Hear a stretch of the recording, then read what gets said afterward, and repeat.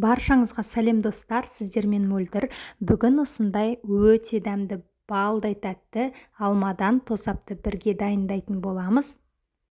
Видеоны соңына дейін көріп, менімен бірге дайындап көріңіздер. Және видеом пайдалы болып жатса, каналға тіркеліп, лайк басып, пікір қалдыруды ұмытпаңыздар.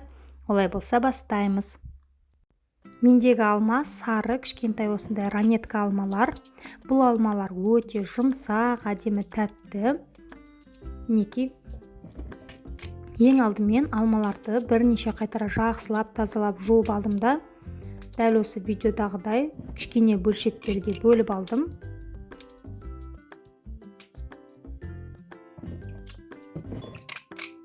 Келесі кезекте барлық алмаларды турап болған соң үлкен темір шараға барлығын аударып аламыз. Менде осындай үлкенірек шай кесе, осы шай кесемен тура толтыра 8 кесе алма шықты.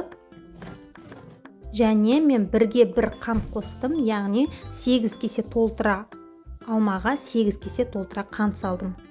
Және бетін жауып 2 сағатқа қойдым. 2 сағат өткен соң осылай араластырып, тағы да бетін жауып бір түнге қойдым.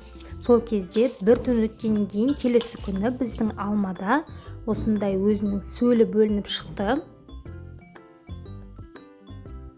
Енді осы алмамызды газдың қатты отына қойып қайнатамыз. Қайнатпай тұрып, мен осылай жаңағы кесемен орта кесе су құйдым.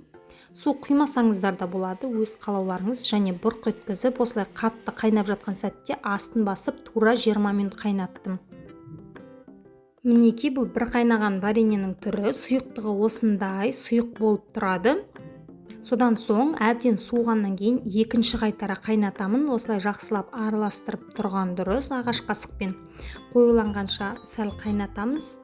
Әбден суығасын, вареньені ұсына берсеңіздер болады. Осымен варенье дайын. Назарларыңызға көп рахмет.